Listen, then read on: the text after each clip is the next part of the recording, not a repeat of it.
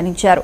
గరీబీ హఠావో నుంచి నేటి రాజకీయ నినాదాల వరకు నాయకులు అధికారంలోకి రావడానికి మాత్రమే వాటిని ఉపయోగిస్తున్నారని ఆరోపించారు.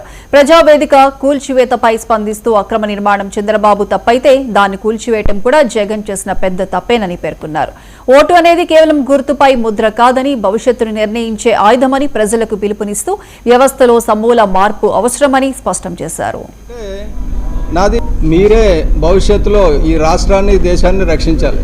మీడియా మాత్రమే అది రక్షించగలదని నమ్మకం. ఎందుకంటే రాజకీయ పార్టీల మీద నమ్మకం పూర్తిగా సడలిపోతుంది, పోయింది కూడా. ఎందుకంటే నేను చాలా కాలం నుంచి, అంటే 1964లో ఒక పాట, శ్రీశ్రీ గారు రచించిన పాట, ఉందిలే మంచి కాలం ముందు ముందున, అంటే నిజంగా ఏదో మంచి కాలం వస్తుంది, మన భవిష్యత్తు అంతా బాగుంటుంది అని అనుకున్న కుర్రోళ్ళలో నేను కూడా ఒకడిని. దాని గురించి నా శక్తివంతం లేకుండా నేను ప్రయత్నం చేశాను. బిగినింగ్ నుంచి ఏంటంటే నాది ఒక చిత్తశుద్ధితో కూడిన ప్రయత్నం. నేను ఏ పొలిటికల్ పార్టీకి పదవులు తీసుకోలేదు ఎక్కడ కూడా. విశాఖపట్నంలో కూడా గెలిచేటప్పుడు నేను పోటీ చేయలేదు. రాష్ట్ర విభజన తర్వాత కాంగ్రెస్లో పోటీ చేశాను, ఒక 53,000 ఓట్లు వచ్చినాయి. అది వేరు. ఏ పదవి ఏ పార్టీలోంచి తీసుకుపోవడానికి కారణం ఏంటంటే ఆ పదవులు నా కాళ్ళకి అడ్డంకులు అవుతాయి, బంధనాలు అవుతాయి, మనం అనుకున్నది సాధించలేకపోతామని చెప్పేసి.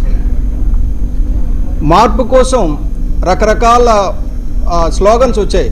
ఇందిరాగాంధీ గారు గరీబీ హఠావో అంటే, లాల్ బహదూర్ శాస్త్రి గారు జై జవాన్ జై కిసాన్ అంటే, ఎన్టీఆర్ గారేమో సమాజమే దేవాలయం ప్రజలే దేవుళ్ళు అంటే, అలాగే తర్వాత వచ్చిన చిరంజీవి గారు